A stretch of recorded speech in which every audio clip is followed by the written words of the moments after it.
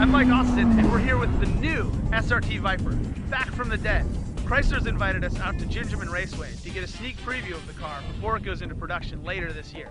First of all, it's a huge day for us. This is a big day. So you are a very elite group. I don't know how you know this or how you know Mr. Deneau, but somehow invited you here.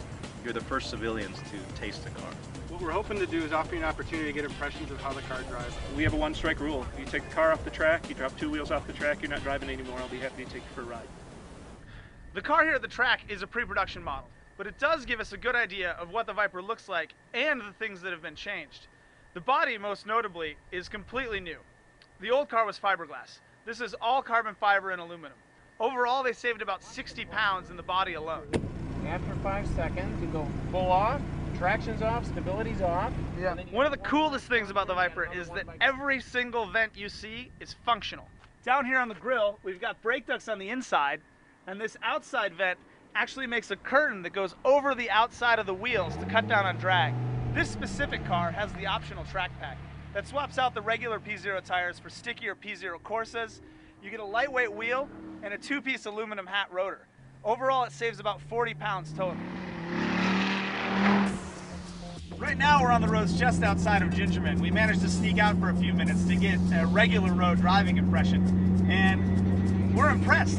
This car is way more livable, it's way less noisy. We're actually excited about this car, not because of all the crazy performance, but because it's the sort of thing that you'd want to drive somewhere to then drive fast. So the old Viper was kind of crude. It was always this sort of raw and raucous car, and you kind of forgave it because it wasn't trying to be nice. But when you're getting up near $100,000, it has to be nice, and it never was. This new car illustrates that perfectly. I mean, this is finally a real car. It's got an interior that you wouldn't, be ashamed to show your friends. They also improved the seats. They're now made by the same company that makes seats for Ferrari. They're thinner, lighter, and way more comfortable. Under the hood, of course, still a V10, still 8.4 liters, but they've tweaked a lot of things. Starting with the intake, it's now made out of plastic instead of aluminum. It's lighter, and it's smoother, and it transmits less heat throughout the engine. Everything about the new Viper is more refined and just a little more dialed in. The shifter is a great example. It's in basically the same position. It's the same basic shift knob, but it's just lighter and more precise. You move it with your wrist instead of your forearm. The steel frame has been re-engineered. There's also a giant X-brace over the engine. Overall stiffness is up 50%, and that helps a lot with handling. So does the increased front track and the completely revised rear suspension. This Viper drives like you wish a Viper had always driven. The front end has a ton of grip. You always know what's going on with the front and the rear. It's basically much easier to drive, and as a result, way more fun.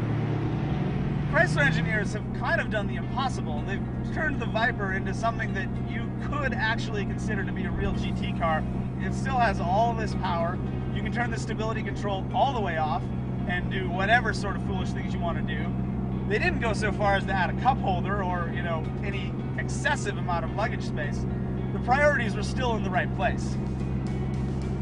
So it looks like Chrysler has done the impossible with the Viper. They've turned it into a really comfortable GT car that you might actually want to live with without losing any of that raw edge. So why don't you tell us, is the Viper finally a world-class supercar?